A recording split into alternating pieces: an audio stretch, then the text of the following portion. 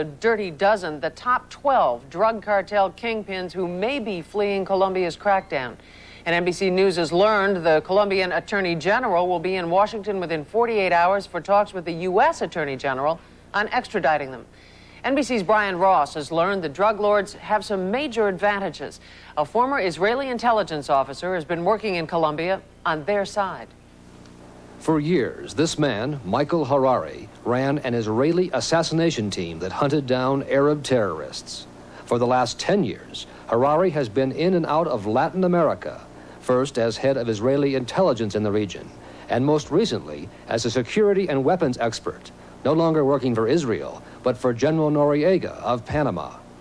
Now, here in Bogota, there are reports that Harari has been active in Colombia, and both Colombian and American authorities are investigating whether Harari and other Israelis are involved in training and equipping assassination teams organized by the drug cartel bosses.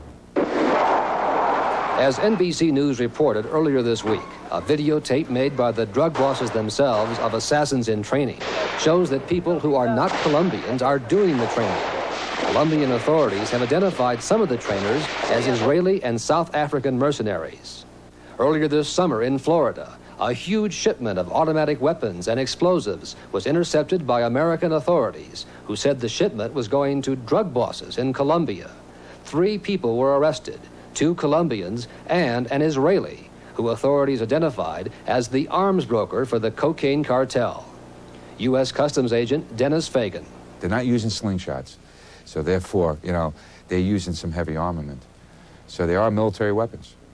In Israel today, a foreign ministry spokesman said the government was investigating. It is clear that if there is any involvement, this is an involvement of individuals that are acting on their own. We'll take any legal action possible in order to fight these kind of activities. Meanwhile, back in Bogota, police have arrested 5 of the suspected assassins in the murder last Friday of presidential candidate Luis Galan, whose killing led to the current crackdown on the drug organizations here. The military continues to seize some of the vast holdings of the drug bosses, more than 100 airplanes, a huge fleet of cars and trucks, and still more lavish homes and estates. This one, in Medellin, appears to have been abandoned just as a formal luncheon was about to begin. Police found nobody home.